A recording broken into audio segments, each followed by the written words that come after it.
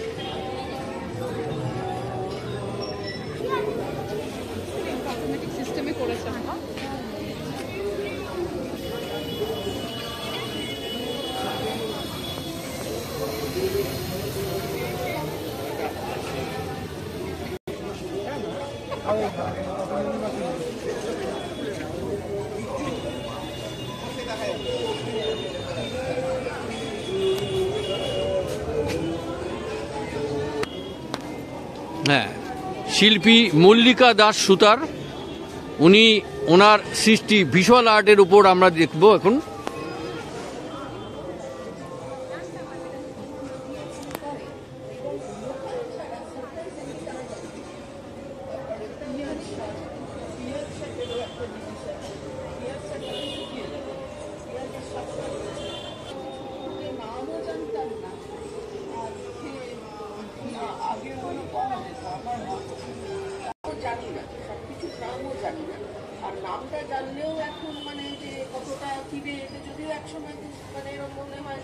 YouTube দেখলে কেউ না কেউ হয়তো একটা কিছু করেছে, কিছু করা যায়, কিন্তু ওই মানে তখন আর এটা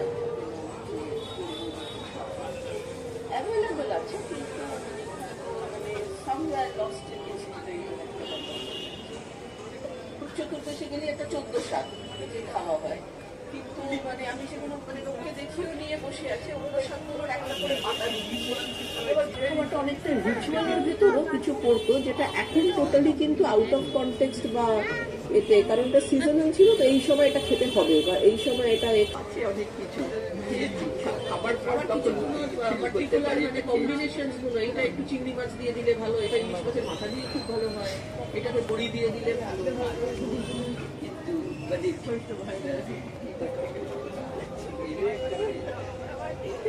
প্রচুর পরিমাণে লাল লোটে, নীল সবুজ লোটে, তারপরে আর একটা কি লোটে আছে কাঁটা লোটে। আমার বাড়িতে তো শাক গাছ আমি লাগাই, তার জন্য আমি বলতে পারবো সবাই ঠিক আছে। হ্যাঁ দিদি, আপনার নামটা একটু বলবেন? মল্লিকা দাস সুতার। মল্লিকা দাস সুতার, আপনি এই যে ভিজুয়াল আর্ট, আমি বলবো এটাকে, যে ভিজুয়াল আর্ট কাঁথা স্টিচ, বাংলার যে কাঁথা স্টিচ, তার উপরে আপনি বিভিন্ন আমাদের শাক যেগুলো আমরা বাংলাদেশে বা আমরা পশ্চিমবাংলাতেও বিভিন্ন শাক সম্বন্ধে মানুষকে অবহিত করেছেন, যে কোথায় কোথায় কোন সব শাকগুলো হয়ে থাকে, অথচ আমরা সেটা জানি না। হ্যাঁ, সেই শাকের নামও জানি না, এবং সেই শাক সম্বন্ধে আপনি বিস্তৃতভাবে সেগুলো করেছেন। এখানে যেমন দেখলাম আমি, এদিকে একটু আসুন, এই যে এইটা করেছেন সেটা যেমন হেলেঞ্চা শাক, ছায়াযুক্ত স্থানে ও জলা জায়গায় হেলেঞ্চা শাক হয়। মোরগ শাক, বাড়ির আশপাশে মোরগ শাক হয়, এই তো? আচ্ছা, কানহি শাক বাড়ির আশপাশে হয়। সেঞ্চি শাক স্যাঁতস্যাঁতে স্থানে হয়।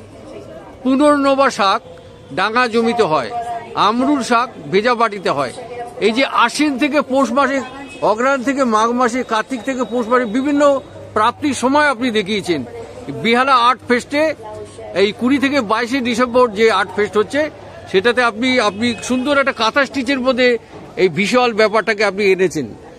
এই চিন্তা ভাবনাটা আপনি যে করেছেন, আপনাকে অনেক অনেক ধন্যবাদ, যে আমাদের বিভিন্ন শাক সম্বন্ধে অবহিত করলেন, এবং কোন জায়গায় এবং কোন সময়, বছরের কোন সময় সেগুলো পাওয়া যায়, সেগুলো আপনি সুন্দরভাবে বলেছেন।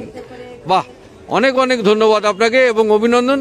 আপনি সুন্দর একটি প্রয়াস আপনি এটা করেছেন, এবং আমার খুব ভালো লাগলো। এটা নতুনত্ব এবং ভিজুয়াল আর্টের একটা দিক আপনি বেছে নিয়েছেন।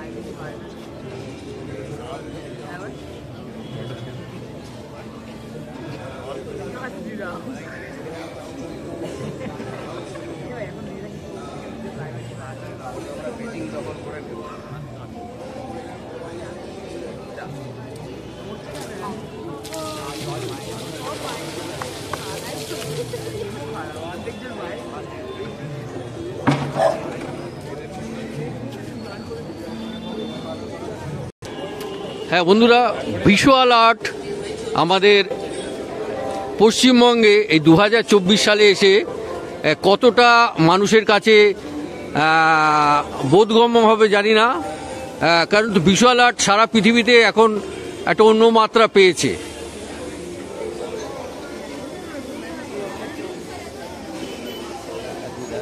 Madam, you are from which country?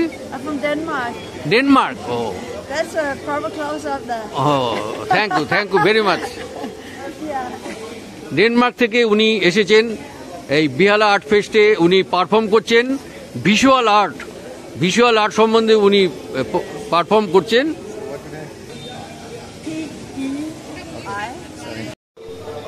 হ্যাঁ আমার প্রিয় বন্ধুরা, ভিজুয়াল আর্ট সম্বন্ধে আমরা অতটা ওয়াকিবহল নই এই সময়ে দাঁড়িয়ে, অনেকেই এটা জানে না, কিন্তু বহির্বিশ্বে এটা অনেক পপুলার হয়েছে ভিজুয়াল আর্ট। আজকে বেহালা আর্ট ফেস্টে আমি এসেছি। এই আর্ট ফেস্টে এসে দেখছি এখানে বিদেশ থেকে অনেকে এসছেন। And sing with their voice. These things are you are from which countries? Netherlands. Netherland. Yeah, that's okay. So it went even bad. হ্যাঁ, উনি ডেনমার্ক থেকে এসছেন।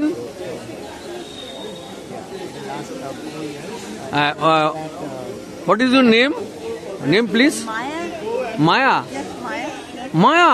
Yes, I have an Indian name. হ্যাঁ, উনি বললেন ওনার নাম মায়া।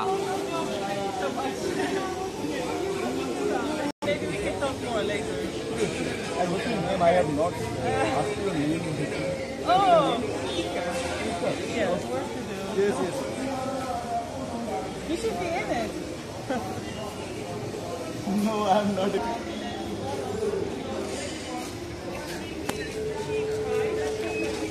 বিভিন্ন কবিতার অংশ এখানে রাখা আছে, পোস্টার হিসেবে দেওয়া আছে বিভিন্ন কবিতা।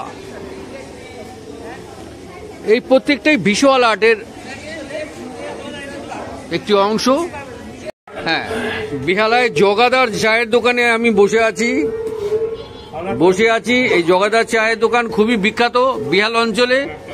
বিখ্যাত বলতে আমি বিখ্যাত শব্দটা ইউজ করলাম।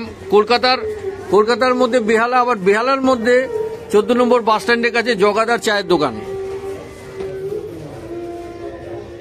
খুবই ভালো।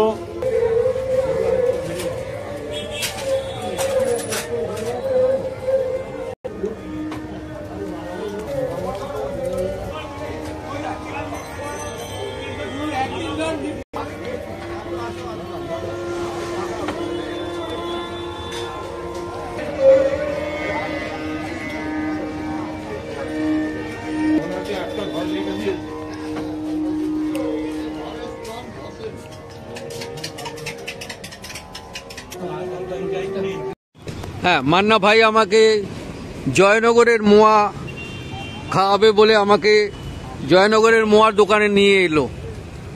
আচ্ছা, কারণ আগামীকাল মান্না ভাই তার ওয়াইফকে নিয়ে আর ছোট বাচ্চা মান্নাকে নিয়ে চলে যাবে, দেশে চলে যাবে। তার আগের রাতে এই আমার এখন এখানে দেখা ঠাকুরপুকুর 3A বাস স্ট্যান্ডে পর্যন্ত পৌঁছে দিলাম। মান্না ভাইকে পৌঁছে দিয়ে আমি আবার, হ্যাঁ, মামুন ভাই আমার বলুন, মামুন ভাইকে পৌঁছে দিলাম।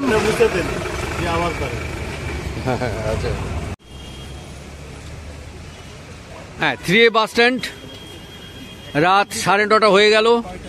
আমি মামুন ভাইকে একটু এগিয়ে দিলাম। মামুন ভাই যাবে ঠাকুরপুকুর ক্যান্সার হসপিটালে পাশে হোটেলে। মামুন ভাই রয়েছে, মামুন ভাইয়ের ওয়াইফ এবং মামুন ভাইয়ের মেয়ে মানহা রয়েছে। আমাকে মামুন ভাই একটু জয়নগরের মোয়া খাওয়ালো। কাল সকালেই মামুন ভাই দেশের উদ্দেশ্যে রওনা দেবে। আর তার আগের রাতের এই জয়নগরের মোয়া মামুন ভাই আমাকে খাওয়াচ্ছে, নিজেও খাচ্ছে, আমাকেও।